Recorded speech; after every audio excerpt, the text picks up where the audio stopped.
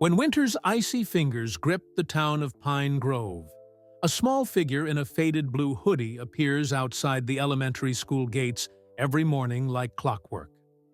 At exactly 7:15 a.m., he arrives alone, carrying a worn backpack. He sits on the same curb, watching students enter with a mix of longing and sadness in his eyes. As the first bell rings at 3:30, he vanishes without a trace. Day after day, new principal Ms. Fiona Delgado notices this mysterious boy who never enters the school grounds. Despite the dropping temperatures, despite the snow and rain, he returns to the same spot. When she approaches, he runs away. Concerned and increasingly worried, Ms. Delgado checks the security cameras. What she discovers breaks her heart. The boy digging through trash for food, shivering in the cold, struggling to survive. When she finally gets close enough to see his pale face and hear his rattling cough, she makes the difficult decision to call 911. But why does this homeless boy return to the same school every single day? And what is the heartbreaking truth? Behind the locket he's desperately trying to retrieve from the storm drain? Ms. Fiona Delgado stood at her office window, sipping her morning coffee. Through the fog that wrapped around Pine Grove Elementary, she spotted him again. The small boy in the faded blue hoodie, sitting alone on the curb across from the school's main entrance. "Third day this week," she murmured to herself.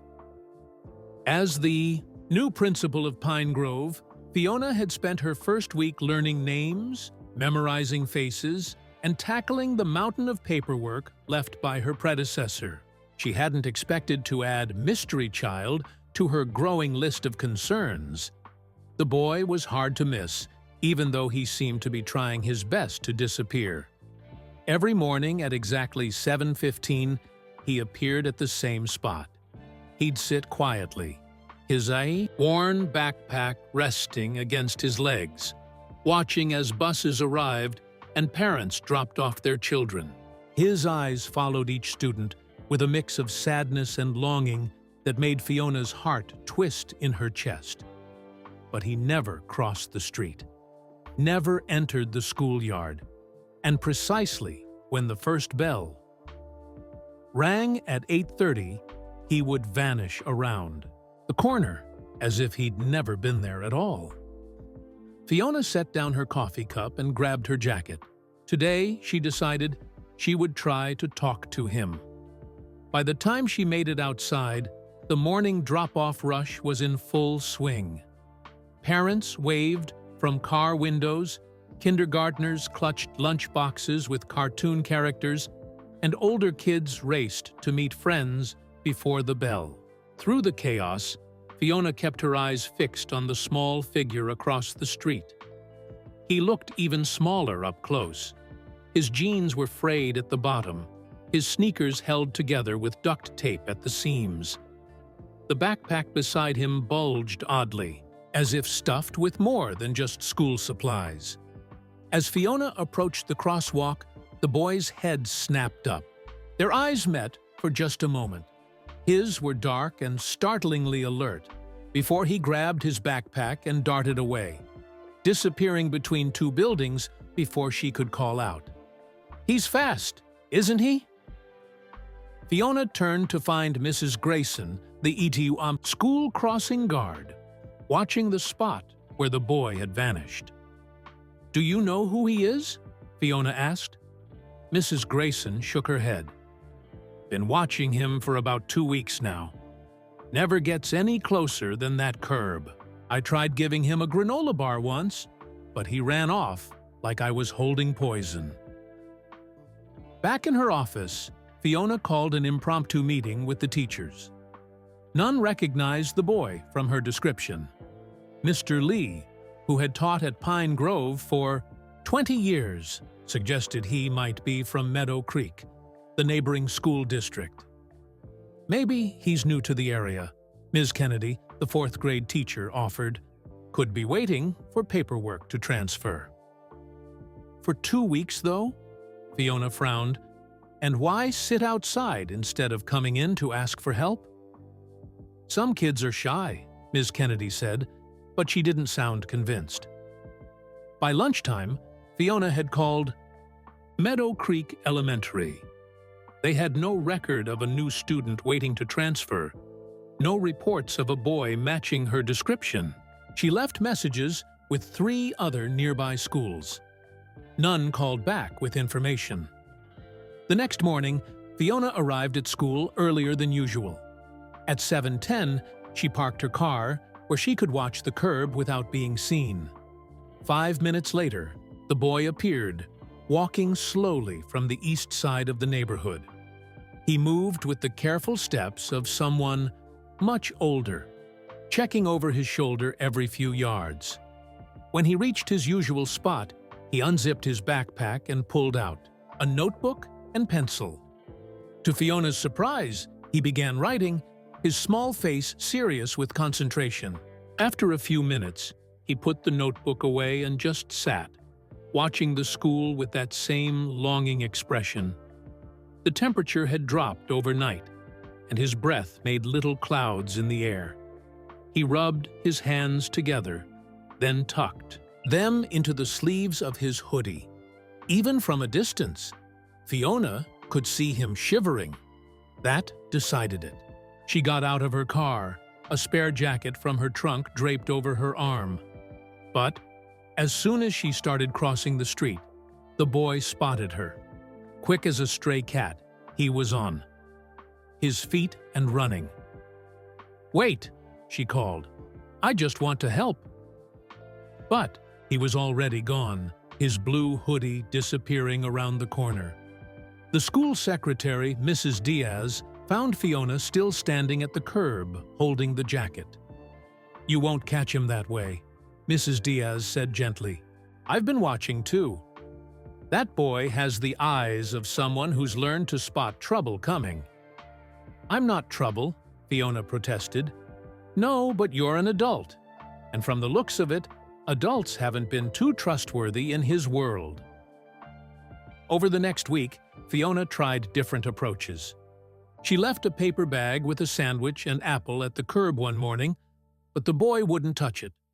She sent the friendliest teacher, Mr. Ramsey, to try talking to him. The boy vanished before Mr. Ramsey got within 10 feet. October turned to November, and the mornings grew colder. The boy started wearing a knit hat pulled low over his ears, but his hoodie remained the same, too thin for the dropping temperatures. Some days, Fiona noticed him coughing or wiping his nose on his sleeve. "We need to figure out who he is," Fiona told Mrs. Diaz. "I'm worried about him being out in this weather. And why isn't he in school somewhere? He's clearly of school age." "Could be homeschooled," Mrs. Diaz suggested. "Then why sit outside our school every day? And where are his parents?" The questions kept Fiona awake at night. She'd only been principal at Pine Grove for a month, but she already felt responsible for this mysterious child who wasn't even enrolled in her school. On a particularly cold Thursday morning, Fiona watched from her window as the boy huddled on the curb, pulling his hoodie tighter around his thin frame. When another child accidentally bumped into him while racing to the playground, he flinched so hard he nearly fell off the curb. The reaction tugged at something in Fiona's memory, a training session on recognizing signs of trauma in children. That evening, after everyone had gone home, Fiona sat in the security office reviewing footage from the cameras mounted outside the school. She scrolled back through 2 weeks of mornings, focusing on the front entrance. What she saw made her stomach tighten. The boy arrived at the same time every day, always from the same direction. Sometimes he read or wrote in his notebook, but the cameras also caught moments she hadn't seen. How he occasionally pulled half-eaten food from the trash cans when he thought no one was looking. How on rainy days He huddled under a small plastic tarp, his belongings wrapped in garbage bags to keep them dry. Worst of all was a clip from yesterday. The camera had captured the boy taking off his shoe, dumping out water, and wringing out his sock before putting it back on. His foot was red and raw-looking. In the brief moment, it was visible. Fiona sat back, her decision made. Tomorrow, she would be waiting when he arrived. And if he ran again, she would follow at a distance too, see where he went. She needed to know if this child had a safe place to sleep, food to eat, adults who cared for him. As she turned off the security monitors, Fiona glanced at the calendar on the wall. A major storm system was moving in this weekend. Temperatures would drop below freezing, with heavy rain turning to snow by Sunday. Whatever was going on with the boy in the blue hoodie, Fiona needed to figure it out quickly. Winter was coming, and she couldn't bear the thought of that small shadow shivering alone in the cold. The boy's name was Elijah Mercer, though everyone called him Eli. He was 9 years old, and he hadn't been to a real school in 3 months, 2 weeks, and 4 days. Not that he was counting.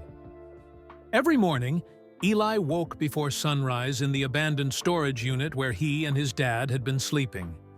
Unit C-17 wasn't so bad once they'd cleaned it up. Dad had found an old mattress behind an apartment building, and they'd scrubbed it with soap from the gas station bathroom. They had 2 blankets, a battery-powered lantern, and a plastic bin where they kept their clothes. "Morning, buddy," Dad whispered, already dressed for work. Marcus Mercer worked whatever jobs he could find, unloading trucks, washing dishes, clearing trash from construction sites. Today he wore his heavy boots, which meant landscaping work. "I made you a sandwich for later." Eli took the slightly squished peanut butter sandwich wrapped in a paper towel. "Thanks, Dad." "Remember the rules?" Dad asked, the same as every morning. "Stay quiet. Keep moving. Don't talk to strangers. Be back here by dark." Eli recited. He'd been following these rules since they'd lost their apartment. Dad ruffled his hair. "That's my boy. I'll try to be back by 7 tonight. Maybe we can read another chapter of that book." After Dad left, Eli got ready for his day. He brushed his teeth using a little water from their plastic jug, combed his hair with his fingers, and changed into his cleanest shirt. Over it went his blue hoodie, the last birthday present Mom had given him before she got sick. By 6:45, Eli had locked the storage unit and was walking the 2 miles to Pine Grove Elementary. He didn't actually go to Pine Grove. He didn't go to any school anymore, but sitting outside Pine Grove every morning made him feel like he still had a chance at being normal. Again, it had started by accident. After they lost their apartment, Dad had found them a spot in a shelter across town, far from Westfield Elementary where Eli used to be a student. When Dad explained that Eli couldn't go to school for a while, Eli had cried for hours. "It's just temporary," Dad had promised. "We'll get back on our feet, and you'll go back to school. But right now, if people find out you're not enrolled somewhere, they might take you away from me." Eli had nightmares about that, being taken from his dad, the only person he had left after Mom died. So he agreed to stay hidden during school hours. But the need to be near a school, any school, pulled at him like hunger. He'd discovered Pine Grove while searching for cans to recycle. Something about the red brick building with its colorful playground had reminded him of Westfield. Before he knew what he was doing, he'd sat down on the curb to watch the kids arrive. Now, it was part of his daily routine. He'd sit on the curb, pretend he was waiting for someone, and soak in the bits of normal life that drifted his way. Conversations about homework, complaints about cafeteria food, excited plans for weekend birthday parties. Sometimes he brought his notebook and practiced math problems he remembered from 4th grade. His teacher, Mrs. Wilson, had said he had a gift for numbers. "You're going to be something special, Elijah Mercer," she'd told him once. He wondered if she even noticed he was gone. Today was colder than usual. Eli's thin hoodie didn't keep out the chill, but he'd never tell Dad that. Dad worked so hard already, his hands rough with calluses, his face tired when he came home. The last thing Eli wanted was to be another problem. As Eli approached Pine Grove, he spotted the principal watching from her car. He'd noticed her trying to talk to him all week. She seemed nice, not like his old principal, who'd yelled at kids for running in the hallway. This one had kind eyes and always wore colorful scarves. But nice or not, she was still an adult who would ask questions Eli couldn't answer. Where do you live? Which school do you attend? Where are your parents? Each question was a trap that could end with him being taken from Dad. So when she got out of her car, a jacket in her arms, Eli ran. He darted between buildings and cut through the small wooded area behind the playground. He had a dozen escape routes mapped out in his head. Once he was sure she wasn't following, Eli slowed to a walk. His stomach growled, reminding him that he'd given half his dinner to Dad last night. Dad had looked so tired, and there hadn't been enough for both of them. The library wouldn't open until 9, so Eli headed to his backup spot, the gazebo, in Wilson Park, where he could stay warm and dry until then. At the library, he could read books all day and use the bathroom without anyone asking questions. The nice librarian, Ms. Torres, thought. He was homeschooled and sometimes saved new science books for him. As Eli walked, he imagined what the kids at Pine Grove were doing now, hanging up coats, taking out homework, raising hands to answer questions. Normal things that felt as distant to him as his old life in the apartment with Mom and Dad, when they'd had family dinners and movie nights, and a real bed for him to sleep in. Sometimes the missing hurt so much that Eli had to stop walking and press his hands against his chest, as if he could hold the pain inside. He missed school most of all. The worksheets with gold stars, the class pet rabbit he'd helped feed, the friendships that had scattered like leaves when he disappeared. What would it be like to walk through those doors at Pine Grove instead of just watching from outside? To raise his hand and say, "Here," when a teacher called his name? To worry about normal things like tests and playground rules? Eli sighed as Wilson Park came into view.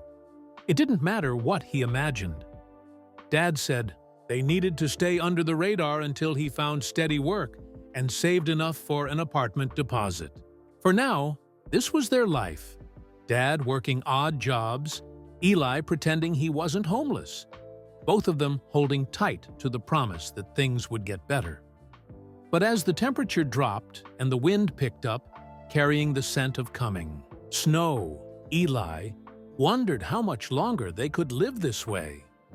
Unit C-17 had no heat, and the roof leaked when it rained hard. Dad's cough was getting worse, and Eli's shoes had holes that let in water. The distant sound of a school bell made his heart ache. Somewhere inside Pine Grove, kids were learning about fractions and planets and the Revolutionary War. And here he was, walking alone to a cold gazebo, carrying a squished sandwich and dreams of a life that seemed further away with each passing day.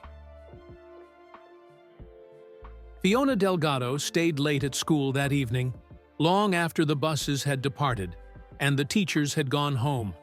The only other person in the IA building was Mr. Jenkins, the night custodian. who hummed quietly as he mopped the hallway outside her office.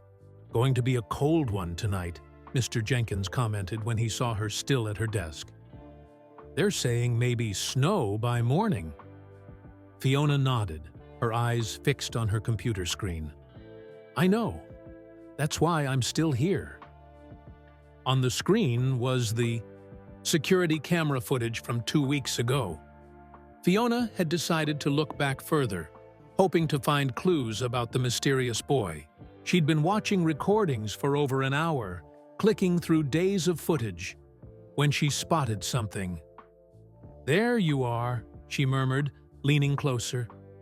The timestamp showed 6:58 a.m., earlier than she'd been watching before. The small figure in the blue hoodie appeared at the edge of the frame, walking slowly toward his usual spot. But this time, something was different. He wasn't alone. A tall, thin man walked beside him, one hand on the boy's shoulder. They stopped at the curb, and the man knelt down to say something. The boy nodded. The man hugged him, then walked away, looking back several times before disappearing from view. Fiona quickly checked the next day's footage at the same time. No sign of the man. She checked the day after that, and the next week. The boy always arrived alone. "Could be his father," she said to herself. "Or maybe an older brother?" She continued searching through the footage, moving forward through the days. She noticed patterns she hadn't seen before. How the boy sometimes pulled out books from his backpack, real textbooks that looked like they might be from a school. How he occasionally wrote in a notebook, his face screwed up in concentration, as if doing homework. Most concerning were the signs that the boy wasn't just passing through. On rainy days, he took a shelter under the school's entrance overhang when he thought no one was watching. Twice, she saw him rifling through the lost and found box that Mrs. Grayson kept by the crosswalk for dropped mittens and forgotten lunchboxes. And then she saw something that made her stomach tighten. Last Thursday, when the cafeteria had tossed out extra milk cartons that had reached their expiration date, the boy had retrieved several from the trash. He'd stuffed them into his backpack, along with half-eaten sandwiches and apple cores. The image of the small boy digging through garbage for food struck Fiona like a physical blow. She'd worked in tough schools before, had seen poverty and its effects on children, but something about this boy's solitary struggle, hiding in plain sight, felt especially heartbreaking. Fiona checked the weather app on her phone. The temperature would drop below freezing tonight, with wind chills making it feel even colder. The storm front was moving in faster than expected. She made a decision then. Tomorrow morning, she would arrive before 7 a.m. and wait for the boy. This time, she wouldn't approach directly. She would follow him when he left, find out where he was going, who was or wasn't taking care of him. Fiona slept poorly that night, her dreams filled with images of the boy in the blue hoodie, always running, just ahead of her, always turning corners before she could catch up. She woke before her alarm and dressed quickly in warm layers. Outside, the air had the sharp, clean smell that comes before snow. Her breath made clouds as she scraped frost from her car windows. By 6:45, Fiona was parked a block from the school, where she could see the boy's usual approach route without being spotted easily. She sipped coffee from a travel mug, watching the empty street. At 6:57, right on schedule, a small figure appeared, walking with his head down against the cold. Even from a distance, Fiona could see that the boy was shivering. His hands were bare. No gloves or mittens, and he kept tucking them into his sleeves. Instead of sitting on the curb, today the boy huddled against the wall of the building across from the school, trying to stay out of the wind. Fiona's heart ached as she watched him stamp his feet and blow on his hands. Making a snap decision, She grabbed an extra scarf from her back seat and left her car. She approached slowly, making sure he could see her coming. As expected, the boy tensed, ready to run. "Wait," Fiona called softly. "I'm not going to hurt you. I just thought you might be cold." She held out the scarf, then placed it on the ground halfway between them, backing away immediately. The boy watched her with wary eyes, sizing up the situation. "My name is Ms. Delgado. I'm the principal at Pine Grove." She pointed to her school ID badge. "I've seen you sitting here every morning. You don't have to tell me anything you don't want to, but it's very cold today. If you need a warm place to sit, the school lobby is open." The boy didn't move toward the scarf. Instead, he took a step back, his eyes darting past her, looking for escape routes. "It's okay," Fiona said, backing up further. "You don't have to talk to me. The scarf is yours if you want it. No strings attached." Just then, a gust of wind cut through the street, so bitter cold it made Fiona's eyes water. The boy's teeth chattered audibly, and he wrapped his arms around himself. "Please," Fiona said, "at least take the scarf." The boy looked at the scarf, then at Fiona, then back at the scarf. Something in his expression changed. A flicker of calculation, of weighing risks against the reality of the cold. Slowly, never taking his eyes off her, he edged forward and snatched the scarf from the ground. "Thank you," he whispered. So quietly, Fiona almost missed it. His voice was hoarse, as if he hadn't used it in a while. Before she could respond, he started coughing, a deep, rattling sound that shook his small frame. The cough went on and on, leaving him gasping for breath. When the coughing fit passed, the boy swayed slightly, his face alarmingly pale. Fiona stepped forward instinctively, her hand outstretched to steady him. It was the wrong move. The boy's eyes widened in panic. He turned to run, but his foot caught on an uneven piece of sidewalk. He stumbled, fell hard, and cried out in pain. For the first time, Fiona got close enough to see his face clearly. Beneath the dirt and cold-flushed cheeks, the boy's face was thin, almost gaunt. Dark circles shadowed his eyes, and his lips were chapped and bleeding from the cold. He couldn't be older than 9 or 10. The sight of him, small, hurt, and terrified, made Fiona's decision for her. She pulled out her phone with trembling fingers and dialed 911. "Emergency services, what's your situation?" the dispatcher asked. "I need help with a child," Fiona said, keeping her voice calm despite her racing heart. "I believe he's homeless and in need of medical attention. We're outside Pine Grove Elementary on Maple Street." As she spoke, the boy scrambled to his feet, wincing as he put weight on his right ankle. His eyes fixed on the phone in Fiona's hand, understanding dawning on his face. "You promised," he cried, his voice breaking. "You said no strings attached." "You're hurt," Fiona tried to explain. "And it's freezing out here. I'm just trying to—" But the boy was already limping away as fast as he could, his backpack bouncing against his shoulders. Despite his injured ankle, fear gave him speed. He disappeared, around the corner, before Fiona could catch up. "Ma'am?" The dispatcher's voice came from the phone. "Is the child still with you?" Fiona explained what had happened, describing the boy and the direction he'd fled. "Please, send someone who's good with children," she added. "He's very scared." 20 minutes later, a police car pulled up in front of the school. A man stepped out, tall and broad-shouldered in his dark uniform, but with a gentle face that didn't match his imposing build.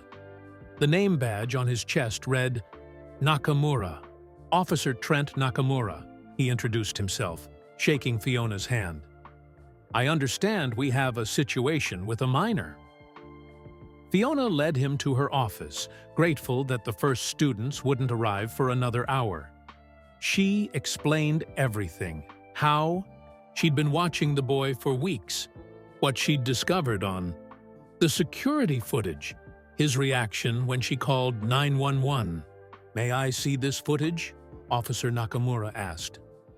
As they reviewed the recordings together, Fiona noticed how the officer paid attention to details she'd missed, the way the boy checked over his shoulder as if worried about being followed, how he hid his belongings in different spots around the school grounds before retrieving them later.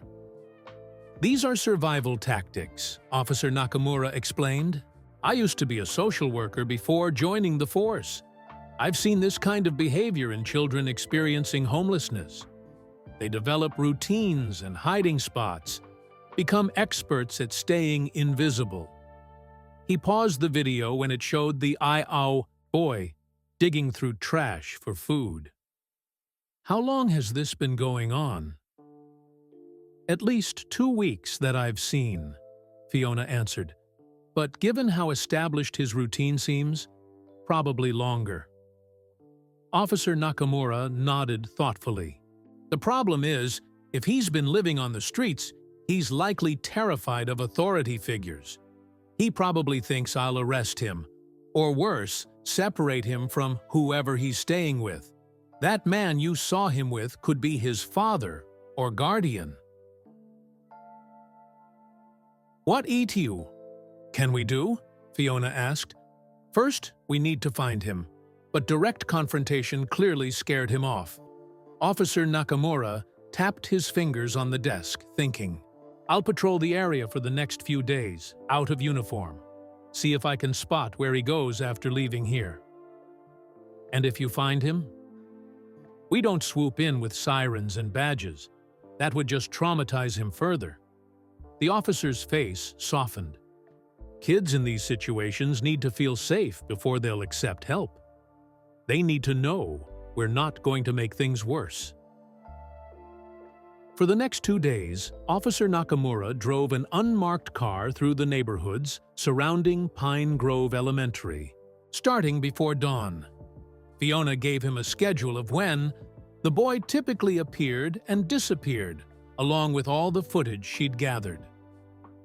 On the second day, his patience was rewarded. Just after 7:30 a.m., he spotted a small figure in a blue hoodie walking slowly along the edge of Wilson Park, about half a mile from the school. Officer Nakamura parked his car and followed on foot, keeping his distance. The boy's limp was Abbas. Tastiklifaindin, visible but less pronounced than Fiona had described. He watched as the boy stopped at a public drinking fountain, pulled out a toothbrush, and quickly brushed his teeth. Next came a quick wash of his face and hands, followed by an attempt to smooth down his hair using the reflection in a store window. These small efforts to maintain dignity despite his circumstances touched something deep in Officer Nakamura's heart. He'd seen it before. Children doing everything possible to appear normal, to avoid the stigma of homelessness. He continued to observe as the boy spent his day moving between the public library, a mall food court, and finally back to Wilson Park. The boy was careful, never staying in one place too long, always appearing to have a purpose. At the library, he actually read books for hours, occasionally taking notes. In the mall, he picked up discarded food trays and ate the leftovers when no one was watching. As evening approached, Officer Nakamura expected the boy to head toward a shelter or perhaps an abandoned building. Instead, the boy walked to the edge of the industrial district and slipped through a gap in the fence surrounding a storage facility. Moving silently between the rows of units, he stopped at one marked C-17, pulled a key from inside his shoe, and quickly let himself in. Officer Nakamura waited 15 minutes, then approached the unit. Standing quietly beside the door, he could hear faint voices inside. "Did you eat today?" A man's voice, tired but gentle. "Yeah, Dad. I had that sandwich you made and some fries from the mall." The boy's voice. "How's your ankle?" "Better. I can hardly feel it now." "Let me see. It's still swollen, Eli. You should have stayed here today." "I'm fine. Did you find any work?" A sigh. "Not today, buddy, but I've got a lead on a construction site that needs help tomorrow." "That's good. We can pay for another week here, right?" "Don't you worry about that. I've got it covered." The conversation continued. The man asking about a book the boy was reading.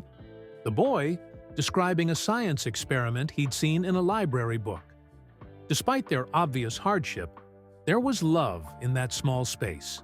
A father and son holding on to each other in a storm.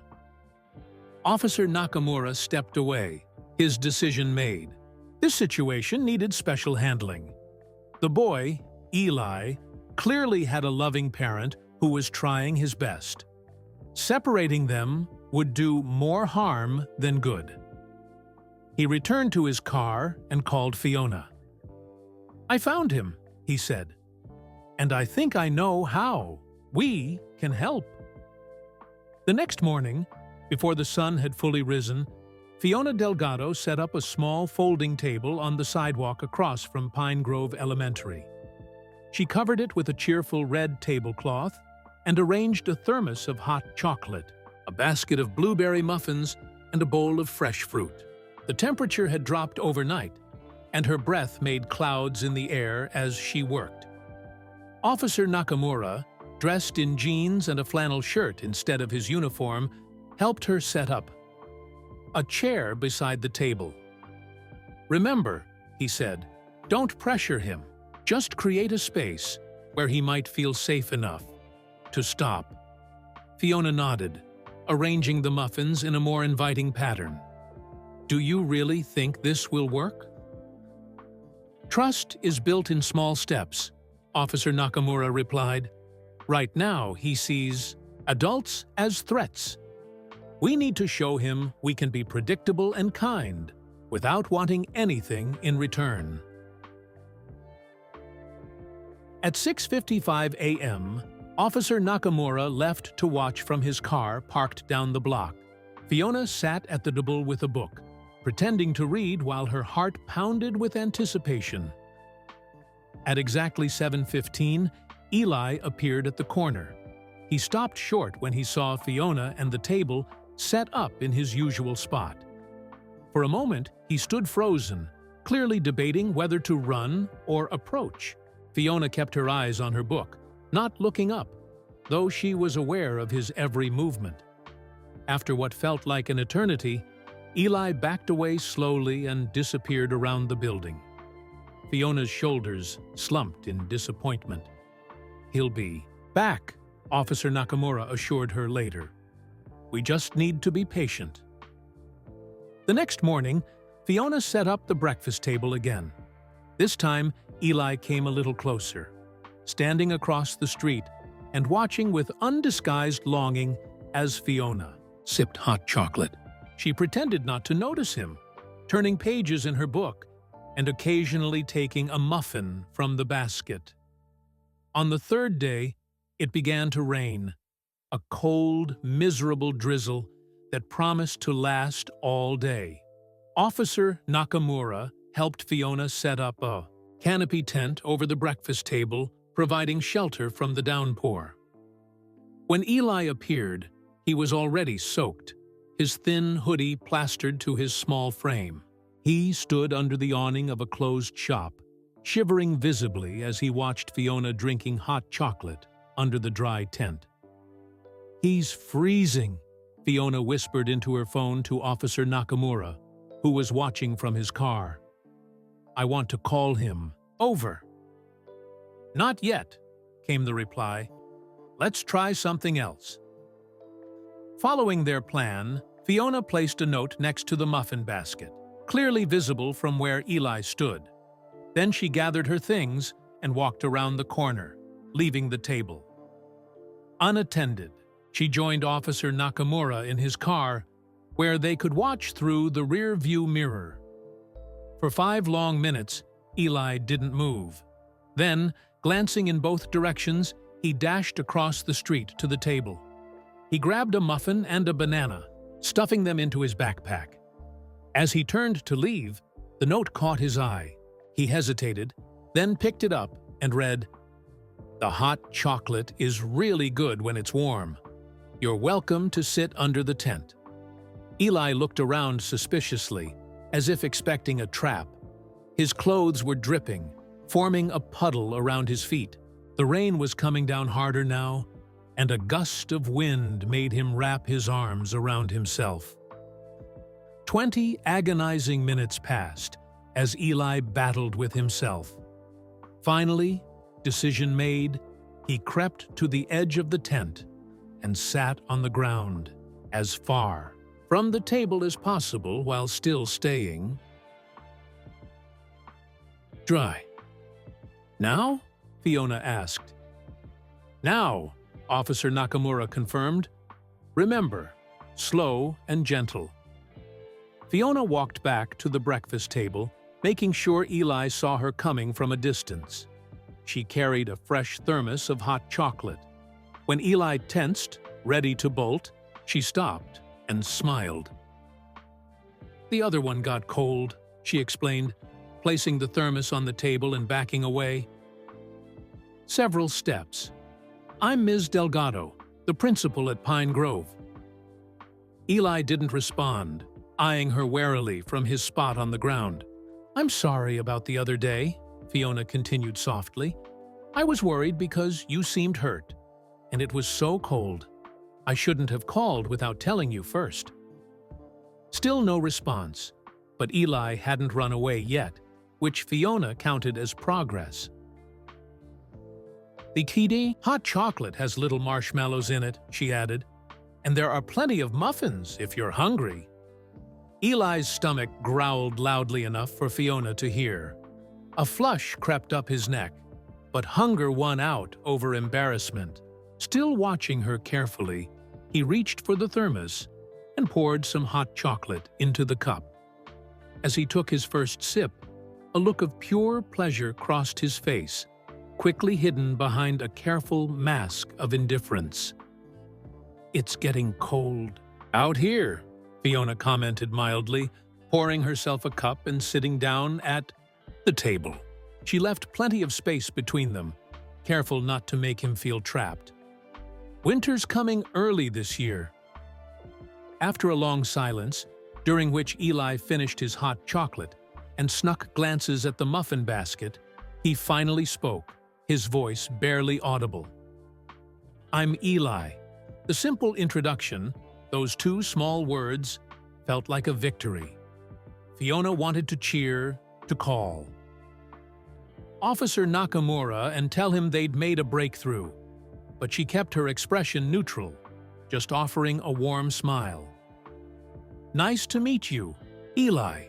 Would you like another cup of hot chocolate?" The next morning was clear but bitterly cold. Fiona arrived early to set up the breakfast table, this time adding a small space heater that cast a circle of warmth under the tent. When Eli arrived, he approached the table with less hesitation than before, though still keeping a careful distance. "Morning, Eli," Fiona greeted him. "I brought something for you." She placed a book on the table, The Complete Guide to Planets and Space Exploration. Eli's eyes widened, his desire for the book evident in his expression. "Officer Nakamura mentioned you like science," Fiona explained. "He's a friend of mine who helped me set up the tent yesterday." At the mention of the police officer, Eli stiffened. "Is he going to take me away?" "No, Eli. No one wants to take you anywhere you don't want to go." Fiona kept her voice gentle. "We just thought you might like something new to read." Slowly, Eli reached for the book, his fingers tracing the glossy cover. "Thank you," he whispered. Over the next week, the breakfast table became a routine. Eli would arrive at 7:15, sit under the tent, and enjoy hot chocolate and muffins while Fiona chatted about simple, non-threatening topics. The book she was reading? A funny squirrel on the playground. The science club's latest project. Gradually, Eli began to share small pieces of information. He was 9 years old. He loved to read, especially about space and animals. He'd been to the planetarium once on a school field trip and thought it was the best place in the world. What he didn't talk about was where he lived, who took care of him, or why he wasn't in school. When Fiona gently probed, Eli would shut down or change the subject. Sometimes he'd make up transparent lies. "My mom is just very sick today," or "I'm homeschooled but my teacher is on vacation." On Friday, Officer Nakamura joined them, dressed again in casual clothes. "I'm Trent," he introduced himself, sitting at the far end of the table to give Eli space. "I heard you like space science." Eli nodded cautiously, eyeing the man with suspicion. "Did you know I wanted to be an astronaut when I was your age?" Officer Nakamura pulled a piece of paper from his pocket. "Here, let me show you something cool." He began folding the paper into an intricate paper airplane. Eli watched, fascination overcoming his wariness. When Officer Nakamura launched the plane, it soared in a perfect arc before gently landing several feet away. "Wow," Eli breathed, momentarily forgetting to be afraid. "How did you do that?" "I'll teach you," Officer Nakamura offered, pulling out more paper. "It's all about the angles. That's science too, you know." By the time Eli left that morning, he had 3 paper airplanes tucked carefully in his backpack and a tentative smile on his face. Over the next week, Eli began to look forward to his mornings at the breakfast table. Ms. Delgado always had something new for him, a different type of muffin, a book about ocean creatures, or a simple science experiment they could do together. Mr. Trent, as Eli called Officer Nakamura, visited every few days, bringing new paper airplane designs or interesting rocks from his collection. For the first time in months, Eli felt almost normal. For those brief morning hours, he could forget about the storage unit, about his dad's growing cough, about the constant worry that gnawed at his stomach worse than hunger. One morning, Ms. Delgado brought a small bottle of vinegar and a box of baking soda. "Have you ever made a volcano?" she asked, setting the supplies on the table. Eli shook his head, his eyes wide with interest. Science had been his favorite subject at his old school. Before everything went wrong, he'd won a certificate at the science fair for his project on plant growth. "Well, today's your lucky day." Ms. Delgado smiled, showing him how to shape aluminum foil into a volcano cone. "We'll put the baking soda inside. Then when we pour in the vinegar, it's going to fizz up because of the chemical reaction," Eli finished, unable to contain his excitement. "The vinegar is an acid, and the baking soda is a base, so they make carbon dioxide bubbles."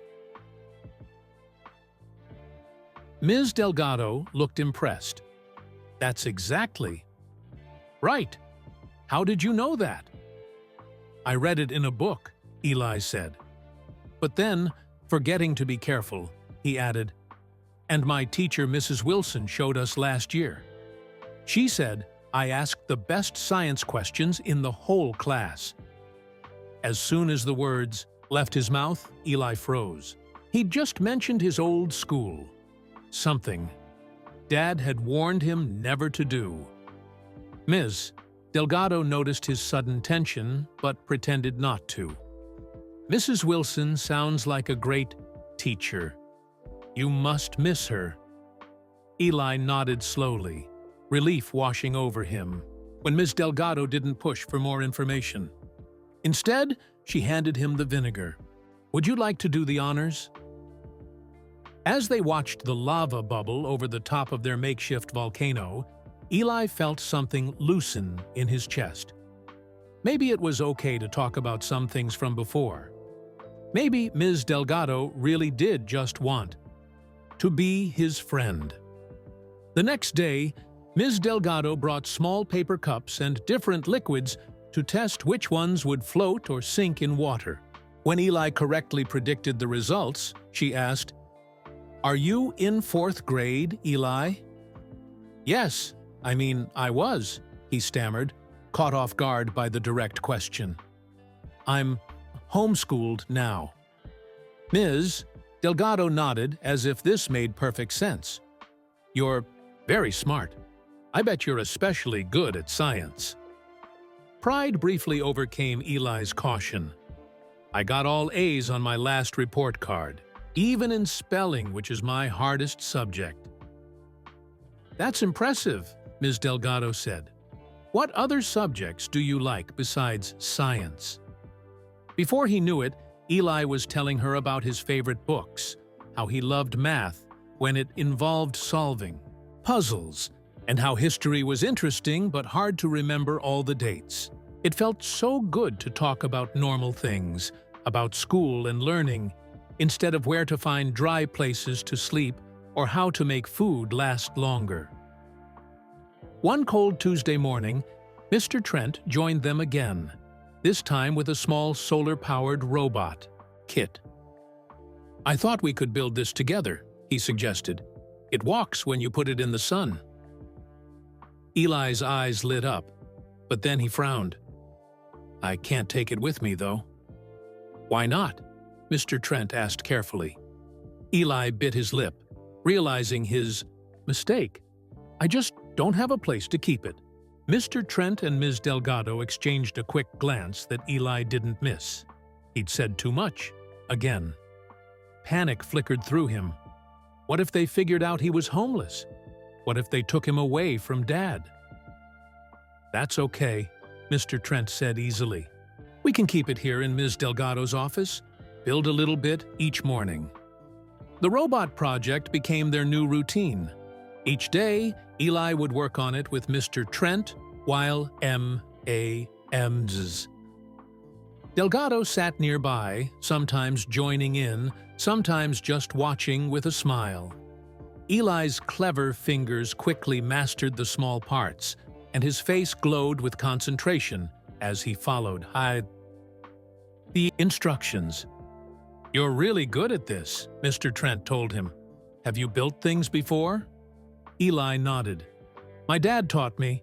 He used to be a construction worker before." He stopped, abruptly, horrified at what he'd almost revealed. "Before what?" Mr. Trent asked gently. "Nothing," Eli mumbled, suddenly very interested in the robot's gears. Mr. Trent didn't press. Instead, he said, "My dad was a carpenter. He could build anything.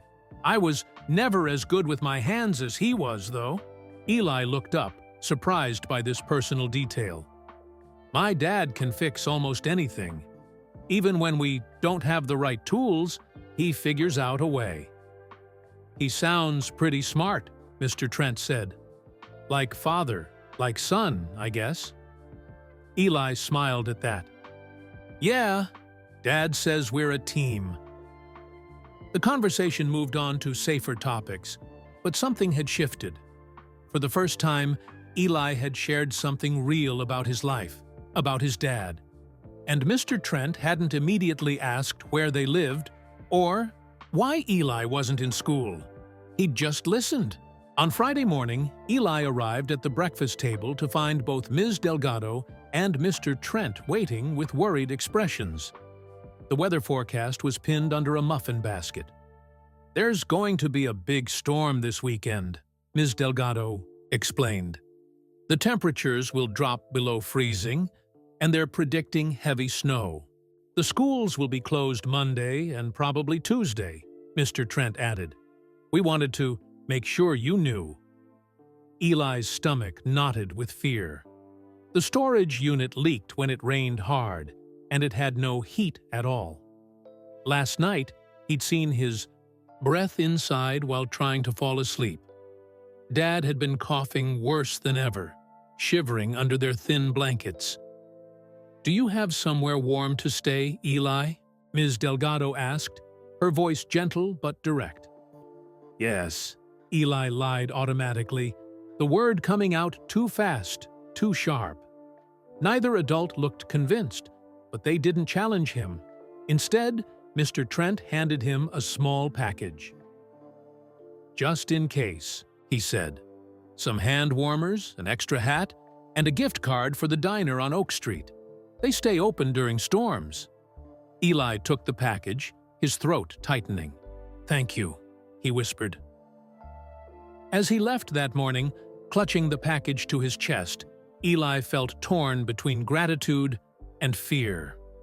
Ms. Delgado and Mr. Trent were the kindest adults he'd met since his mom died. But if they knew the truth, that he and Dad were living in an unheated storage unit, that he hadn't been to school in months, would they still be kind? Or would they split up his family, the only thing he had left?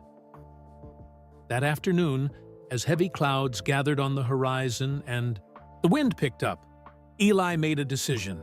He wouldn't go to the breakfast table on Monday, storm or no storm. It was getting too dangerous. He was sharing too much. He couldn't risk losing Dad.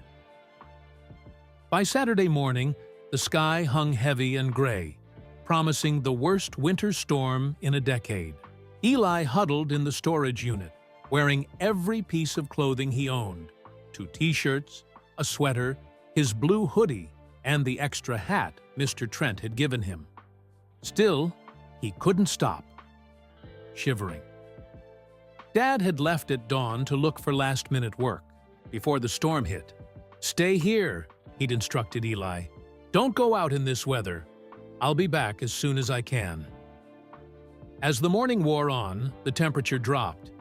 Eli's breath made clouds inside the storage unit.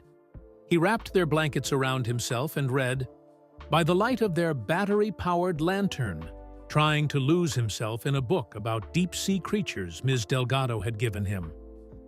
Outside, the wind howled, rattling the metal door. At noon, it started to snow.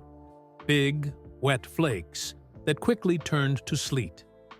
By mid-afternoon, the sleet was coming sideways, finding every tiny crack in the storage unit's walls. Small puddles formed in the corners, and a steady drip started from the ceiling.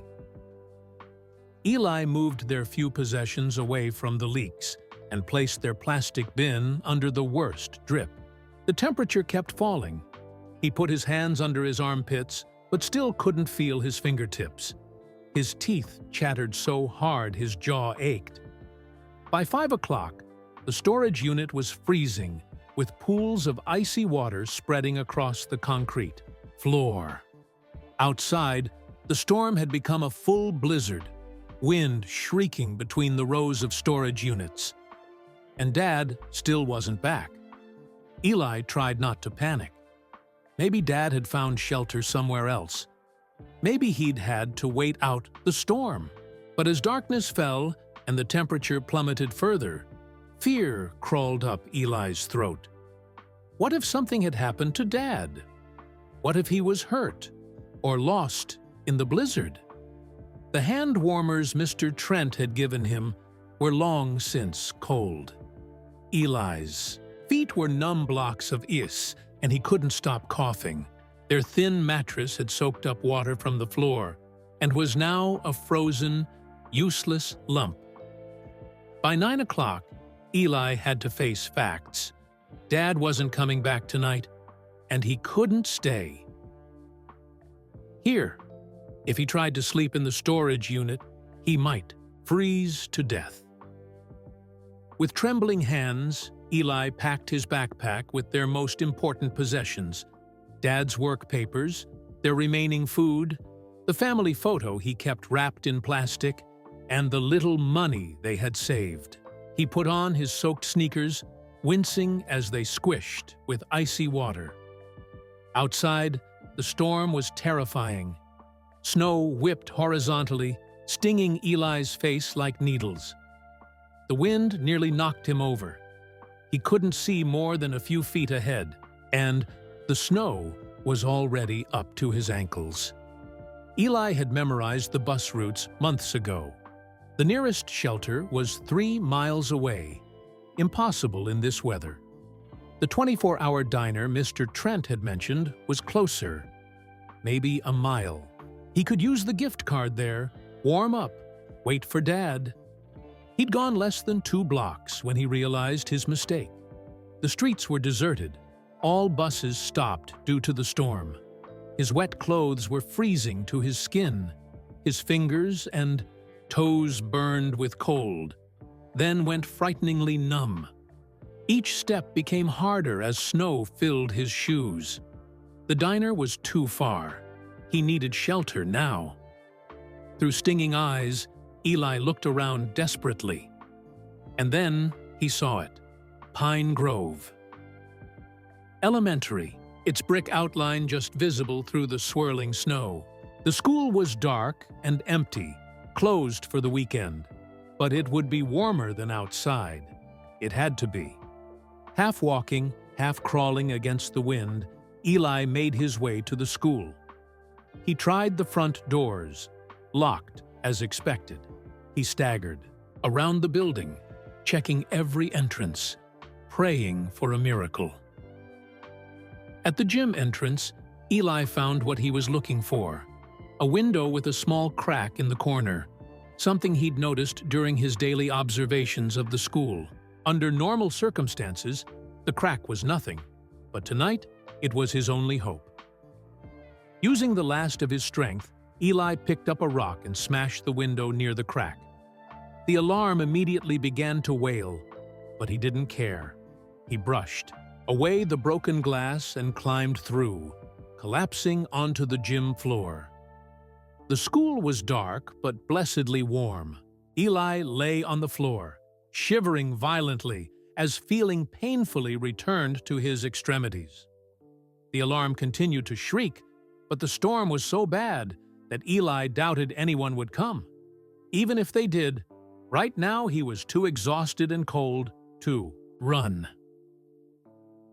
Eventually, Eli dragged himself to a gym mat and curled up, his wet clothes slowly warming against his skin. Despite the blaring alarm, he fell into an exhausted sleep. He woke to the sound of the gym door opening and light flooding the room. Panic jolted through him. He tried to stand, to run, but his legs wouldn't cooperate. A figure moved toward him through the light. Eli scrambled backward, pressing himself against the wall. Eli? The voice was familiar. Eli, is that you? Mrs. Delgado stood in the doorway, her coat thrown over pajamas, snow melting in her hair. Relief and concern battled on her face. I'm sorry, Eli croaked, his voice hoarse from coughing. I'll leave. Please, don't call the police. You're not going anywhere in this storm, Ms. Delgado said firmly. You're soaking wet and freezing. As she came closer, Eli saw how badly he was shaking. His clothes were still damp, his lips had a bluish tinge, and his fingers were swollen and red. Let's get you warm, Ms. Delgado said, her voice gentle. She wrapped her coat around his shoulders. Can you walk to my office? It's warmer there, and I have extra clothes in my emergency kit. Eli nodded weakly, trying to stand. His legs buckled, and Ms. Delgado caught him. Easy, she murmured. Take it slow. As they made their way down the dark hallway, lit only by emergency lights, Eli felt a strange mix of shame and relief. He'd been caught, his secret discovered. But he was also warm for the first time in days, and not alone in the howling storm. In Ms. Delgado's office, she found him dry clothes from the lost and found box, and made hot chocolate in the small microwave. She kept for late work nights. Eli changed behind a privacy screen, his frozen fingers fumbling with buttons. The borrowed sweatpants were too big, the sweatshirt too long, but they were wonderfully dry and warm. "Better?" Ms. Delgado asked when he emerged. Eli nodded, clutching the hot chocolate. The sweet warmth spread through him, bringing tears to his eyes. "Eli," Ms. Delgado said gently, "is there someone I should call? Your parents must be worried. Sick." Eli stared at his cup, fear returning. "My dad. He went to look for work. He hasn't come back. He's out in the storm somewhere." "Oh, Eli." Ms. Delgado's voice filled with concern. "Where have you been staying? Please tell me the truth this time." Before Eli could answer, the gym door opened again. A man stumbled in, covered in snow, his face pale with cold and worry. "Dad!" Eli cried, lurching to his feet. Marcus Mercer rushed forward, gathering his son into a fierce hug. "Eli, thank God, I've been looking everywhere for you." Ms. Delgado stood frozen, watching this reunion with wide eyes. From her perspective, a strange man had just entered her school in the middle of a blizzard. Her hand moved toward her phone. Marcus saw the movement and stepped back, keeping Eli behind him protectively. "Please," he said, his voice cracking with desperation. "We'll leave right away. Don't call the police. We just needed somewhere warm for the night." Ms. Delgado looked at the man standing protectively in front of Eli. Despite his obvious fear, there was a gentleness in how he held his son, a fierce love in his eyes that couldn't be faked. This was clearly Eli's father, the man Officer Nakamura had seen with him at the storage unit. "I'm not calling the police," Ms. Delgado said, keeping her voice calm. "And you're not going back out in that storm. Let me make you some hot chocolate, Mr. Mercer," the man said cautiously. "Marcus Mercer. I'm Fiona Delgado, the principal here at Pine Grove." She gestured to her small office couch. "Please, sit down! You're freezing!" Marcus hesitated, still shielding Eli with his body. "Dad," Eli tugged at his sleeve. "It's okay. Ms. Delgado has been nice to me. She gives me breakfast every morning." Understanding dawned on Marcus's face. "You're the breakfast lady?" Eli told me someone was giving him food, but he didn't say it was the principal. Ms. Delgado smiled. "Guilty as charged, though I had help from a friend, Mr. Trent." Marcus's shoulders remained tense. "And who's Mr. Trent?" Ms. Delgado considered lying, but decided honesty was the only way to build trust. "He's a police officer, but he's not here tonight, and I haven't called him. Right now, my only concern is making sure you and Eli are warm and safe." She busied herself making more hot chocolate in the microwave, giving Marcus time to process this information. When she turned back, father and son were huddled together on the couch, Eli wrapped in his father's arms despite his wet clothes. "You should change into dry things," she said to Marcus, pulling more clothes from the lost and found box. "There's a bathroom down the hall." When Marcus returned, wearing oversized sweatpants and a faded Pine Grove Athletics t-shirt, some of the wariness had left his face. He accepted the hot chocolate Ms. Delgado offered, his hands shaking slightly as he took the mug. "Thank you," he said, the words coming out rough. "We don't usually." "This isn't—" "Dad was trying to find work before the storm got bad," Eli explained. "But then it got really cold in the storage unit, and there was water coming in everywhere, and I got scared when he didn't come back." Marcus closed his eyes briefly. pain crossing his face. I got stuck on the other side of town. No buses running, roads closed. I've been trying to get back to you for hours." "You've been living in a storage unit?" Ms. Delgado asked gently. Marcus looked away, shame evident in his posture. "Not always. Just the last month or so." Outside, the storm howled, rattling the windows. The school's heating system hummed steadily, creating a pocket of warmth in the dark building. For a long moment, no one spoke. "I was a construction worker," Marcus finally said, staring into his mug. "Good at my job. Never missed a day. Then I hurt my back last spring. Fell from a scaffold. Without health insurance, the medical bills." He shook his head. "After Sarah, my wife, Eli's mom, died from cancer, I was already barely keeping us afloat. The injury was the final straw." "I'm so sorry," Ms. Delgado said softly. "We tried everything," Marcus continued. "I took whatever work I could find that didn't require heavy lifting. We cut back on everything, but rent kept going up, and eventually we got evicted. Lived in our car for a while until it got repossessed. Then shelters, friends' couches when possible.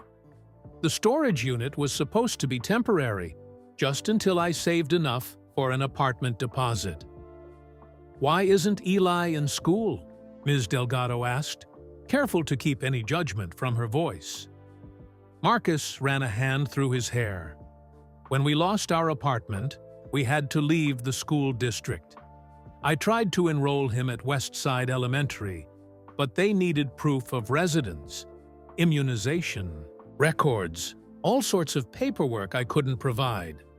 Then someone at a shelter told me that if authorities found out Eli wasn't in school, they might take him away from me." His voice broke. "He's all I have left. I promised Sarah I'd keep our family together." "You haven't failed him, Dad," Eli said fiercely, leaning against his father's side. "We're still together." The simple statement, full of love and loyalty, brought tears to Ms. Delgado's eyes. Here was a family that had lost everything except each other, and they were clinging to that bond with all their strength. "Eli's been keeping up with his studies the best he can," Marcus added. "We go to the library whenever possible. He's so smart. He deserves better than this." Ms.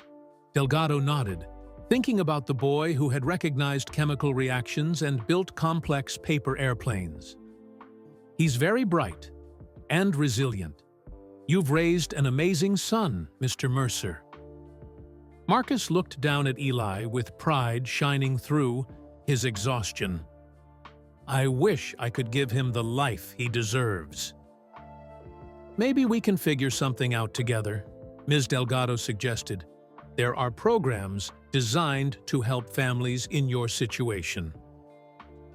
Fear flickered across Marcus's face. "We don't want charity." "It's not charity," Ms. Delgado clarified. "It's community support. And from what I've seen of Eli these past weeks, he's the kind of student any school would be lucky to have." The storm showed no signs of letting up. Wind whistled through the broken gym window, and occasional flashes of lightning illuminated the darkness outside. "We should try to get some sleep," Ms. Delgado said. "I have a feeling we'll be stuck here until morning. There are gym mats we can use as beds." As they settled in for the night, Ms. Delgado on one mat and the Mercers sharing another, she made a decision.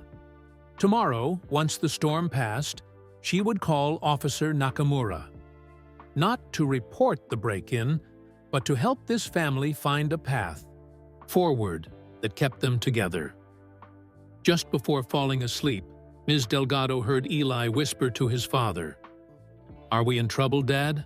"No, buddy," Marcus replied softly. "I think maybe our luck is finally changing." In the darkness, Ms. Delgado smiled. Marcus was right, though not in the way he imagined. By morning, a team would begin to form around the Mercers, a support network of people determined to help them rebuild their lives. And it would start with a phone call to a police officer who used to be a social worker, who believed that sometimes the most important thing was keeping a family together. Dawn broke with the storm still raging.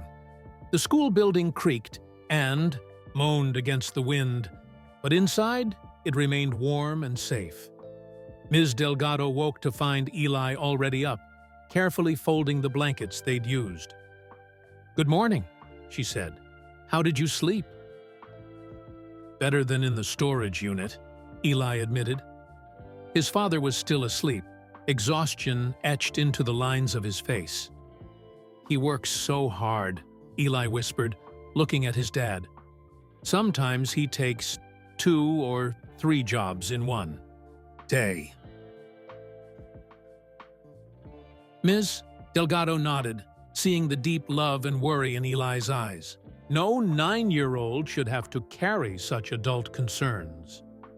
After a simple breakfast of granola bars and juice boxes from Ms. Delgado's emergency supply cabinet, she asked Eli to help check if the storm had damaged other parts of the school. Citus was a task designed to give her a few minutes alone with her phone. Officer Nakamura answered on the second ring, his voice thick with sleep. "Trent Nakamura." "It's Fiona Delgado. I need your help," she said, keeping her voice low. "I'm at the school with Eli and his father." There was a pause, then, "I'll be there in 30 minutes." True to his word, Officer Nakamura arrived half an hour later, wearing civilian clothes under his heavy winter coat. The school's alarm company had remotely disabled the system after Ms. Delgado reported the broken window, explaining that it was an emergency shelter situation. When Marcus saw Officer Nakamura enter, he stiffened, moving automatically to stand between the newcomer and Eli. "You said you wouldn't call the police," he said to Ms. Delgado, betrayal in his voice. "I'm not here as a police officer today," Officer Nakamura said quickly, showing his empty hands. "I'm here as someone who wants to help. No one's in trouble, and no one's getting arrested." "Mr. Trent?" Eli peeked around his father. "You're a real police officer?" Officer Nakamura knelt to Eli's level.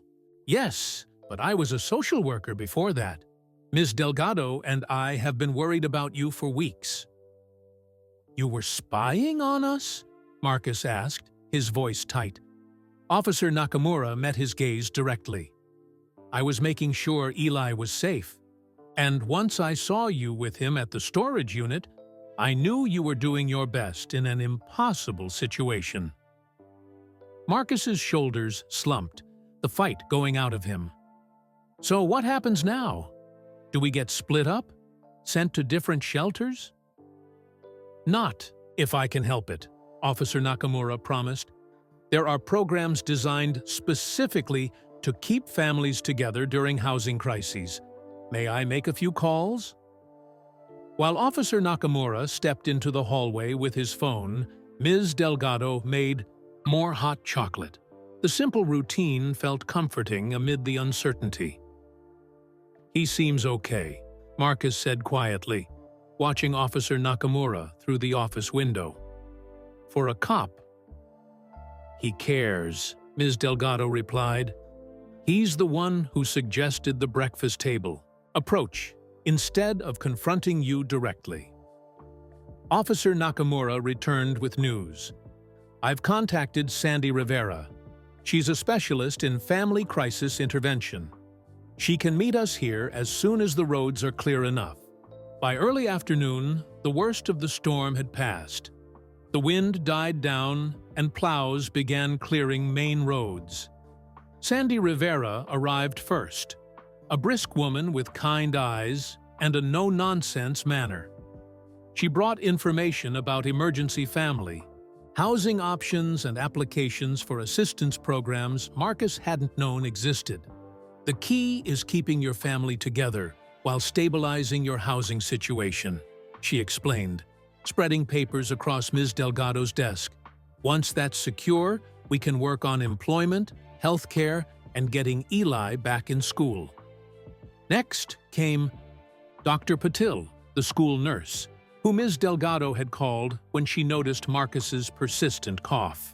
After a basic examination, Dr. Patil arranged for both Mercers to visit the community health clinic the next day.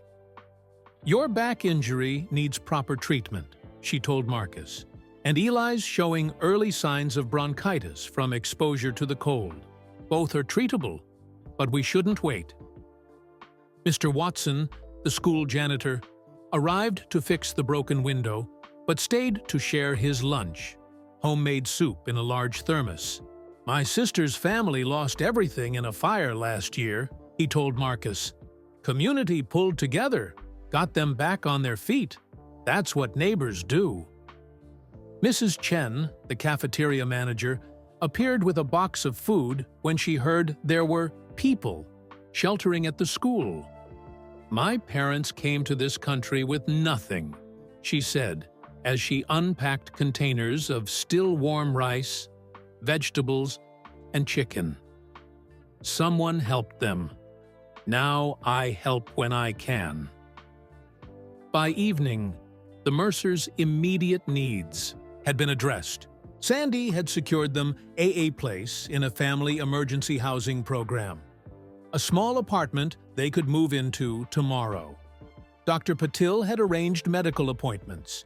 Mrs. Chen had packed enough food for several days, and Officer Nakamura had quietly paid the fee to retrieve their few possessions from the storage unit. As they all sat in the teacher's lounge eating Mrs. Chen's food, Eli looked around in wonder. Just yesterday, he and Dad had been alone against the world. Now they were surrounded by people who wanted to help, not out of pity, but out of genuine kindness and community spirit. Marcus seemed overwhelmed by it all. "I don't know how to—" "Oh, thank you," he said, his voice rough with emotion. "You don't need to," Sandy assured him. "Just focus on getting back on your feet. And when you're stable, maybe you can help someone else someday." After dinner, Ms. Delgado pulled Officer Nakamura aside. "There's one more thing we need to address," she said. "Eli's education." Together, they called an emergency meeting with the school board president. Ms. Delgado explained Eli's situation and requested that he be admitted to Pine Grove immediately, despite the residency issues. "He's been sitting outside our school every day for months, desperate to learn," she argued, passionately. "Education isn't a privilege based on having a permanent address. It's a right." The school board president, initially hesitant, softened when Officer Nakamura described Eli's makeshift homework in his notebook and his curiosity about science. "We'll make an exception," she finally agreed. "He can start as soon as the emergency housing is established as a temporary address." When Ms. Delgado shared the news, Eli's face lit up with the first truly carefree smile she'd seen from him. "I can really come to school here, like a normal kid?" "You start on Wednesday," Ms. Delgado confirmed. "I've already spoken to Ms. Kennedy. She's saving you a desk in her 4th grade class." That night, as the Mercers prepared to spend one more night at the school before moving to their temporary apartment, Ms. Delgado found Eli sitting alone by the window, watching the moonlight on the fresh snow. "What are you thinking about?" she asked, sitting beside him. "Everything's changing so fast," Eli said. "This morning I thought we'd be in big trouble, but instead," he gestured to the people still talking in the teacher's lounge, Sandy reviewing paperwork with Marcus, Officer Nakamura helping Mr. Watson repair the broken window, Dr. Patil organizing medical supplies for the Mercers to take with them. "Instead, you found a team," Ms. Delgado finished. Eli nodded slowly. "Is it always going to be this good?" he asked, a hint of his old wariness returning. "Or will people forget about us once we're not an emergency anymore?" "Mrs." Delgado put her arm around his thin shoulders. "That's not how real teams work, Eli. We're not just helping for today. We're here for the long haul. All of us." Eli leaned against her side, a small gesture of trust that meant more than words. Outside, the stars appeared one by one as the storm clouds cleared, bringing the promise of a brighter tomorrow. 2 days later, Eli stood at the front entrance of Pine Grove Elementary, no longer watching from across the street. This time, he wore a new backpack filled with fresh school supplies donated by the teachers. His blue hoodie, cleaned and mended by Mrs. Chen, was layered over a warm sweater from the community clothes drive that Officer Nakamura had organized overnight. "Ready?" Ms. Delgado asked, standing beside him. Eli nodded, though his hands clutched the backpack straps so tightly his knuckles were white. After months of longing to be inside these walls, the moment had finally arrived, and he was terrified. "What if the other kids don't like me?" he whispered. "Just be yourself," Ms. Delgado advised. "The Eli I've gotten to know these past weeks is pretty amazing." Marcus knelt down to straighten Eli's collar. "You've got this, buddy. I'm so proud of you." The temporary apartment Sandy had found for them was small but clean, with 2 actual beds and a working heater. Marcus had a meeting with a job counselor later that day, and his first physical therapy appointment for his back was scheduled for tomorrow afternoon. "Remember, I'm picking you up at 3, Marcus reminded Eli. "Right here at the front entrance." Eli hugged his father fiercely before following Ms. Delgado into the school. The hallways were bright and busy, filled with students hanging up coats and greeting friends.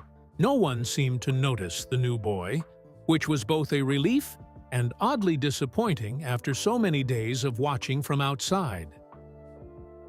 Mrs. Kennedy's 4th grade classroom was at the end of the hall. She greeted Eli with a warm smile, as if new students arrived every day. "We've been looking forward to meeting you," she said, guiding him to a desk in the 2nd row. "I hear you're quite the scientist." Before Eli could respond, a girl with braided hair leaned over from the next desk. "Are you the boy who made the super cool paper airplanes with Mr. Trent? He showed us how to make them last week. Mine flew all the way to the principal's office by accident." Just like that, the ice was broken. By lunchtime, Eli had met most of his classmates, answered questions about whether he liked soccer, yes, and broccoli, no, and impressed everyone with his knowledge of deep-sea creatures during science period. Ms. Kennedy was kind, but didn't treat him any differently from the other students. When he correctly solved a difficult math problem, she gave him the same approving nod she gave anyone with the right answer. Eli appreciated that normalcy more than she could know. The only awkward moment came during social studies, when they were discussing communities, and one boy asked where Eli had lived before. "Lots of places," Eli said vaguely, his stomach tightening. Would they look at him differently if they knew about the storage unit? Ms. Kennedy smoothly redirected the conversation to different types of communities around the world, giving Eli a slight nod that told him she understood his discomfort. At recess, he hung back, unsure where he fit in the established playground hierarchy. But the girl from class, her name was Zoe, waved him over to a game of Foursquare. He wasn't very good, but no one seemed to mind. "You'll get better with practice," Zoe assured him after his 3rd quick elimination. "I was terrible when I started too." By the end of the day, Eli felt as if he'd run an emotional marathon. Everything was both wonderfully familiar and completely new. The rhythms of school life, the interactions with other kids, the simple pleasure of raising his hand and being called on. When the final bell rang, he joined the stream of students heading for the exits, a strange sense of belonging washing over him. He was part of this now, not an outsider looking in, but a real Pine Grove student with homework in his backpack and multiplication tables to memorize for Friday's quiz.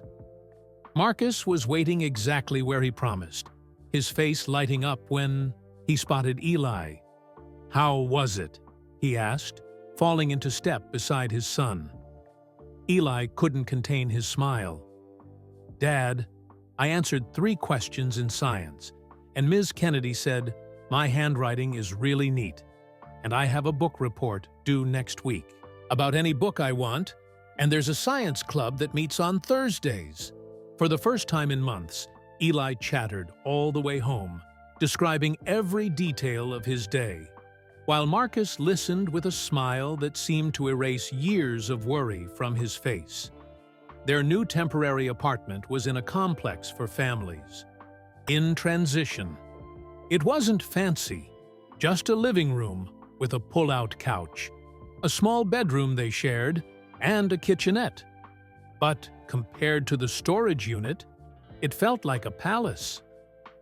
As they ate dinner, chicken and rice leftover from Mrs. Chen's generosity, Marcus shared his own news.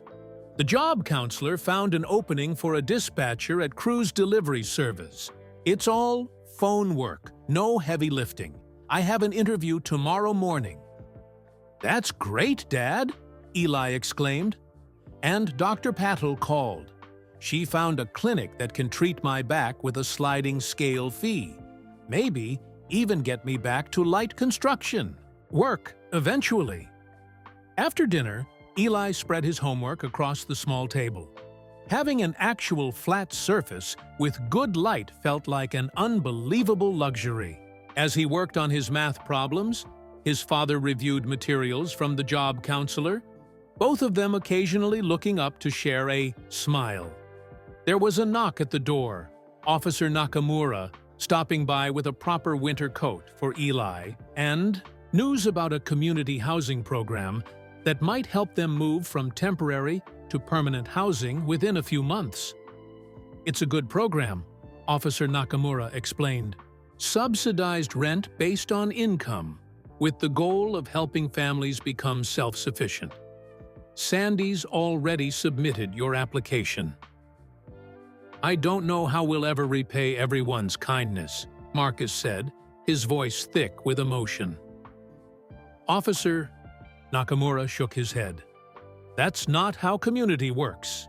You'll find your own way to give back when you're ready."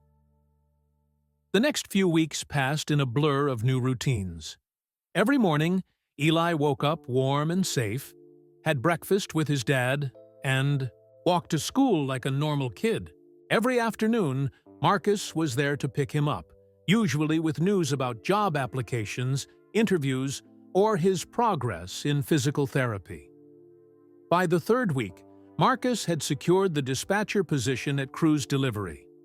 The pay wasn't as good as construction had been, but the hours were steady, and the company offered basic health insurance after 3 months. Eli joined the science club and discovered he had a talent for designing experiments. His teacher, noticing his advanced reading level, gave him extra books that challenged and excited him. On his first quiz, he earned an A, which Ms. Delgado personally congratulated him for when she saw him in the hallway. One Thursday afternoon, Ms. Delgado found Eli in the library after school, waiting for his father, who was running late from a physical therapy appointment. "How's it going?" she asked, sitting beside him. "Really going, not just the polite answer." Eli considered the question seriously. "It's good," he said finally. "Different, but good. Sometimes. I still worry everything will go wrong again, but mostly I'm just happy." Mrs. Delgado smiled. "I'm glad to hear that. Your dad seems to be doing well, too." Eli nodded.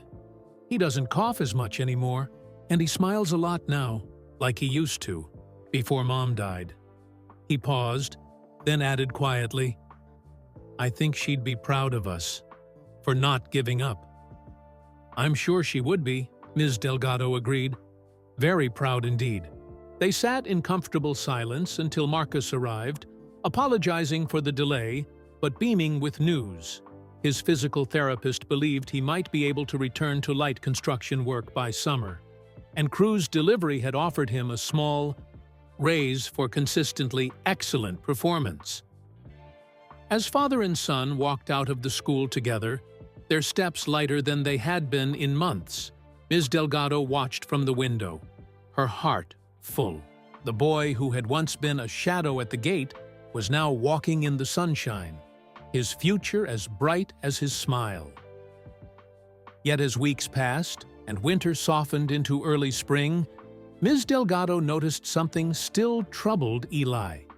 He had settled well into Pine Grove, making friends and impressing teachers with his quick mind and thoughtful questions. His science project on how different materials insulate against cold had won first place in the 4th grade competition. Marcus had received his first promotion at Cruz Delivery and was now training new dispatchers. On the surface, everything was going well. The Mercers had moved from the temporary emergency housing to a small apartment in a community housing program, where rent was subsidized while Marcus rebuilt their financial stability. Eli no longer needed the breakfast table. He ate proper meals at home and received free lunch at school. But sometimes, Ms. Delgado would catch Eli staring out the window with the same longing expression he'd worn when sitting outside the school. When she asked what was wrong, he would quickly smile and say, "Nothing," changing the subject with a skill beyond his years. Whatever shadow still hung over him, Eli kept it hidden, tucked away behind his new identity as so regular Pine Grove student. No one except Ms. Delgado, Officer Nakamura, and Ms. Kennedy knew about the storage unit days. To his classmates, Eli was just another kid with a talent for science and a collection of cool paper airplanes. One rainy afternoon in April, Ms. Delgado recruited several students, including Eli, to help clean out a storage closet that hadn't been organized in years. The children cheerfully sorted through boxes of old art supplies, outdated textbooks, and forgotten classroom decorations. "Ms. Delgado, look what I found," called Zoe, who had become Eli's closest friend. She held up a box of old class photos, dating back nearly a decade. The students gathered around, laughing at the outdated hairstyles and fashion choices of former Pine Grove children. Ms. Delgado smiled as she watched them, until she noticed Eli had gone very still, staring at one of the photos with an odd expression. When the other children moved on to the next task, Eli remained, holding the picture with trembling hands. Ms. Delgado approached quietly and saw tears sliding down his cheeks. "Eli?" she asked gently. "What is it?" He didn't answer, just continued staring at the photo. A 2nd grade class from Westfield Elementary, his former school. Ms. Delgado sat beside him on a stack of old dictionaries, not speaking, just offering silent company until he was ready to talk. Finally, Eli whispered, "We lived near here before Mom got sick." Ms. Delgado nodded. Marcus had mentioned they'd moved several times as their situation deteriorated. "Mom used to walk me to the bus stop every morning," Eli continued, his voice barely audible. "And she'd wait at this exact same spot every afternoon when the bus dropped me off." He pointed to a corner visible in the background of the photo. "Right there, by the Pine Grove sign. Understanding began to dawn on Ms. Delgado. Is that why you chose this spot to sit each morning? Because it reminded you of her? Eli nodded, more tears falling. But that's not all. He took a deep, shuddering breath. Before she died, Mom gave me a locket with her picture inside. She made me promise to keep it with me always, so a part of her would always be with me. His voice broke on the last words. What happened to the locket? Ms. Delgado asked softly, though she suspected the answer. I lost it, Eli confessed, the words coming out in a rush of grief and guilt. The day we were evicted from our last real apartment, I came here to say goodbye to Mom's spot. I was crying, and a stranger asked if I was okay, and I got scared and ran. The chain broke, and the locket fell. He pointed to the photo again, specifically to a storm drain visible at the edge of the frame. It fell right there, into that drain. I tried to reach it, but I couldn't, and we had to leave that day. Oh, Eli, Ms. Delgado murmured, her heart aching for him. I came back the next day with a stick, Eli continued, and the next day with gum on a string. I tried everything I could think of, but nothing worked. And then we moved further away, to the shelter across town, but I kept coming back every morning. Even after we moved to the storage unit, I'd walk for almost 2 hours just to get here. Ms. Delgado finally understood the full picture. So that's the real reason you sat outside our school every day. You were trying to find your mother's locket. Eli nodded miserably. I know it's stupid. Dad says Mom is in my heart, not in a piece of jewelry. But it was the last thing she gave me, and I promised her I'd keep it safe. It's not stupid at all, Ms. Delgado assured him, putting an arm around his thin shoulders. Not one bit. That evening, after the students had gone home, Ms. Delgado shared Eli's story with Officer Nakamura. No wonder he kept coming back to the same spot, even in freezing weather, Officer Nakamura said thoughtfully.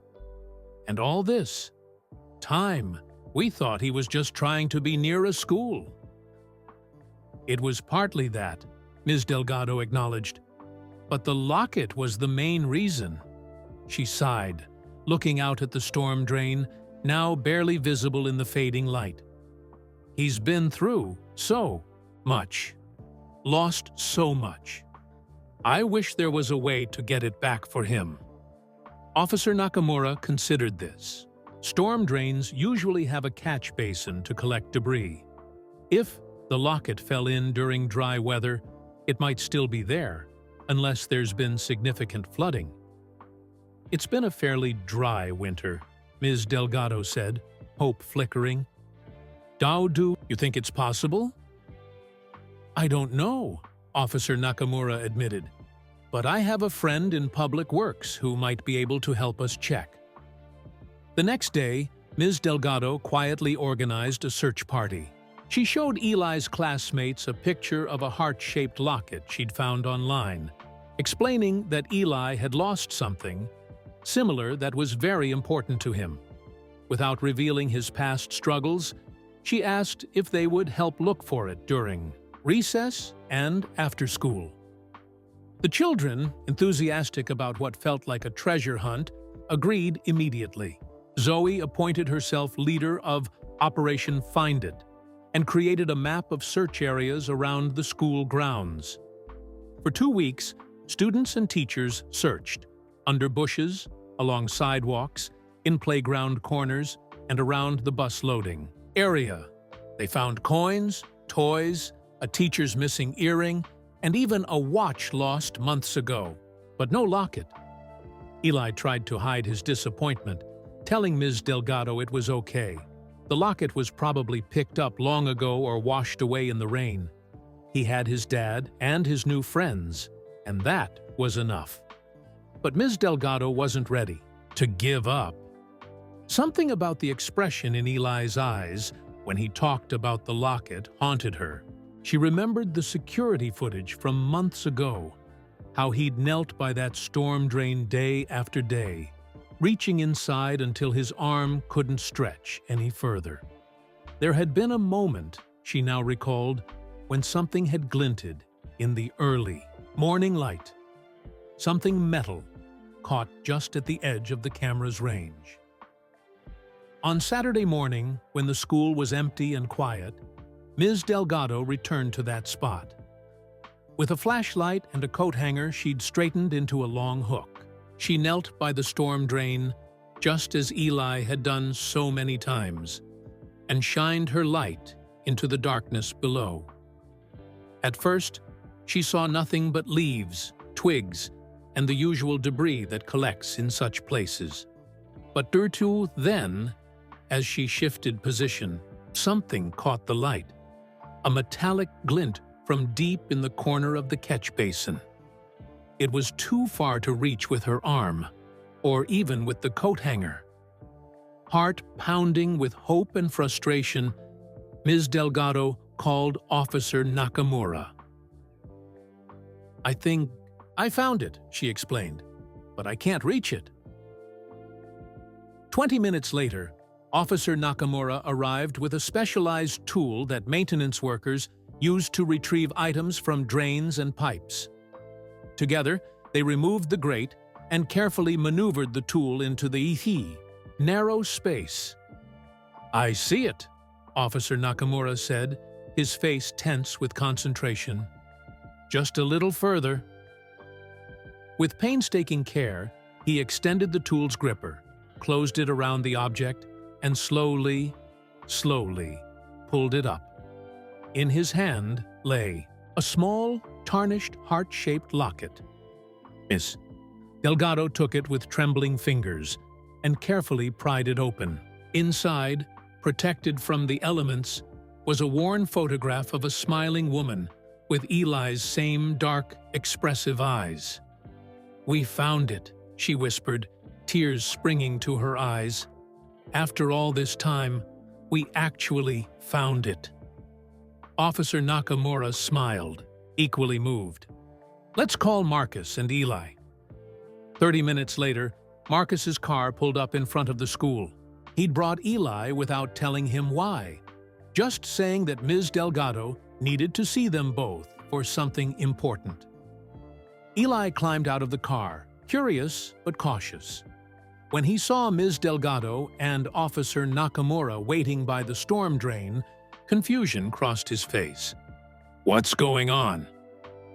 Ms. Delgado approached him slowly, her closed hand extended. "We found something that belongs to you," she said gently, opening her palm to reveal the locket. Eli froze, his eyes widening in disbelief. For a long moment, he simply stared, not moving, not breathing, as if afraid the locket would vanish if he blinked.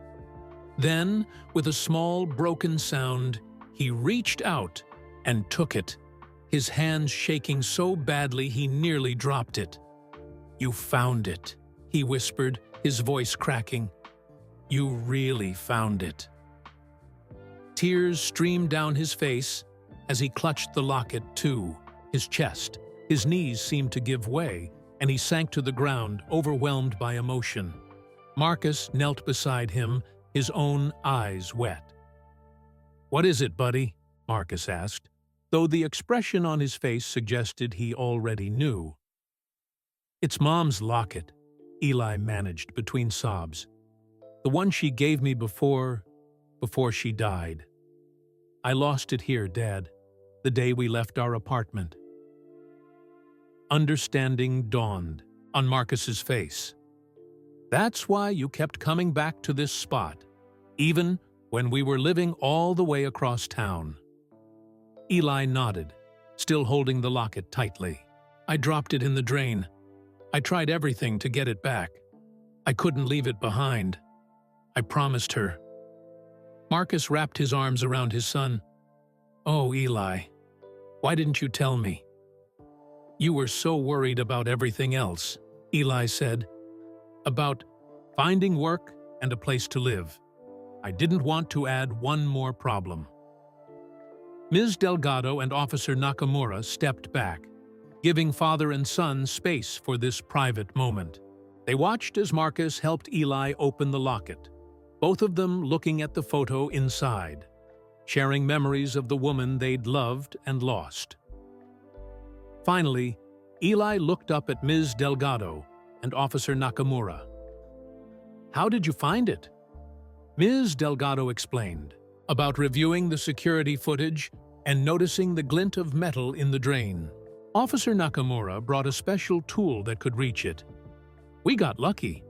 It was still there after all this time." "Thank you," Eli said, his voice filled with a gratitude that went beyond words. "Thank you for understanding how important it was." As they walked back to the cars, Eli explained the full story.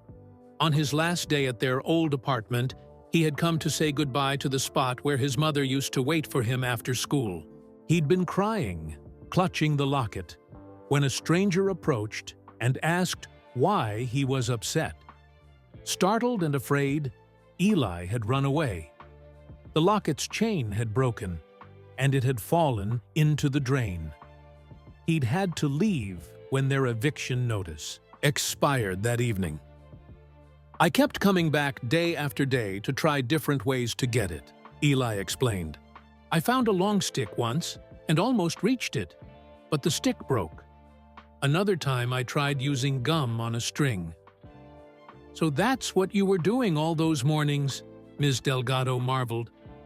"We thought you were just trying to be near the school." "That, too," Eli admitted. "I missed learning, but mostly—" He looked down at the locket now safely clutched in his hand. "Mostly it was this. I couldn't give up on finding it." 6 months later, Ms. Delgado stood at her office window, watching the schoolyard fill with children for the fall semester. So much had changed since the previous winter when she'd first noticed the boy in the blue hoodie sitting alone on the curb. Marcus had completed his physical therapy and now worked full-time as a supervisor at Cruise Delivery, while taking night classes to become a counselor for families facing housing insecurity. They had moved into a small house through a first-time homebuyer program for low-income families. Eli, now in 5th grade, had started a support group for kids dealing with grief, wearing his mother's locket proudly around his neck. He helped other children find ways to honor and remember their loved ones through art projects, memory books, and sharing circles. Ms. Delgado had implemented a new school policy, ensuring that no child would ever be turned away because they lacked a permanent address. With the school board's support, she'd created an emergency fund for families facing housing crises, using donations from community members who'd been touched by Eli's story. Officer Nakamura had transitioned to a new role as a community liaison officer, focusing on helping vulnerable families navigate social services. He still visited Pine Grove regularly, bringing new paper airplane designs for the engineering club Eli had started. Today was the first day of school, and Ms. Delgado watched as Eli stood at the entrance, greeting a new student who looked as lost and uncertain as he once had felt. With gentle patience, Eli showed the boy where to hang his coat and find his classroom. Around Eli's neck hung the locket, restored to a bright shine, a reminder that some things, once lost, could be found again. And that compassion, like the small boy who once sat in the shadows, sometimes came from the most unexpected places. The true reason Eli had sat outside the school day after day was not just about education or warmth or finding somewhere to belong. It was about keeping a promise he'd made to his mother before she died, that he would never give up, no matter how hard things got. In honoring that promise through months of seemingly hopeless searching, he had taught an entire community the power of persistence, the strength of a child's love, and the difference that compassion could make in a world that sometimes seemed cold and unforgiving. Delgado smiled as she watched Eli point out the science lab to the new student, his face animated with enthusiasm. The boy, who had once been invisible, a shadow at the gate, had become a light for others finding their way through darkness. Proof that with the right support, every child could step from shadow into sunshine. Well, friends, that brings us to the end of The Boy in the Shadow. I hope Eli and Marcus's journey touched your heart as much as it touched mine. Where are you listening from today? Drop your location in the comments below. I love seeing how this community spreads across the world. If this story moved you, please hit that like button and consider subscribing to our channel. Every subscription helps us share more stories of compassion, hope, and the difference one person can make in someone else's life. Remember, kindness costs nothing but means everything. Sometimes the people who need it most are the ones sitting quietly in the shadows, waiting for someone to notice. Click on the video appearing on your screen right now for another heartwarming story that reminds us of the power of community. Until next time, keep your eyes open for ways to be someone's Ms. Delgado or Officer Nakamura today.